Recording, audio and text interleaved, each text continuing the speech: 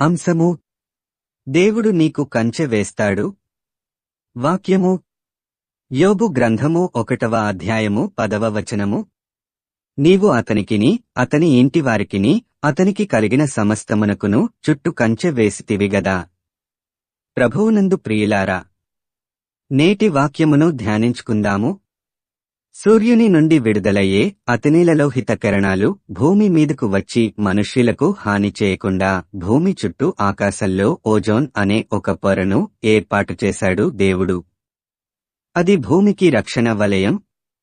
భూమి మీద నివసించే మానవులలో మంచివారు చెడ్డవారు ఉన్నారు.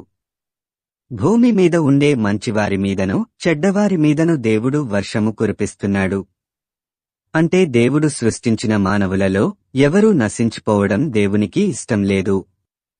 చెడ్డవారిని కూడా ప్రేమిస్తున్న దేవుడు మరి మంచివారి విషయంలో ఇంకెంత శ్రద్ధ తీసుకుంటాడో యోబు విషయంలో మనకు తెలుస్తుంది.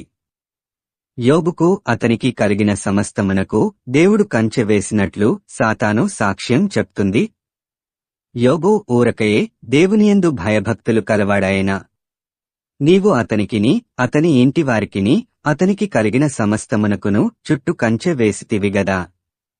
నీవు అతని చేతి పనిని దీవించుచుండుటచేత అతని ఆస్తి దేశములో బహుగా విస్తరించియున్నది.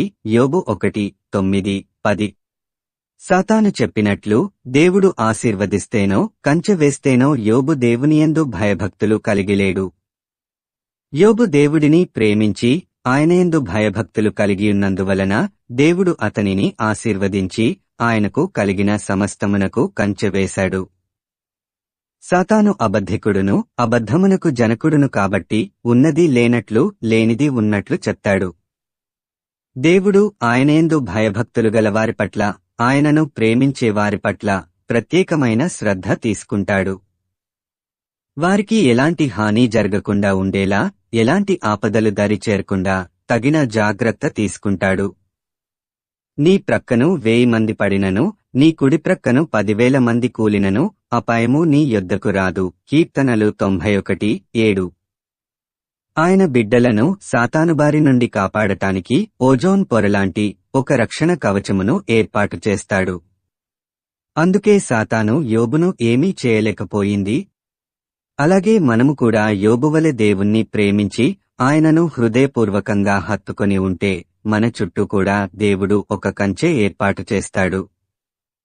అప్పుడు మనకు ఎలాంటి హాని జరగదు. మనం నిత్యం అనేక రకాలైన చావుల గురించి వింటూనే ఉంటాము.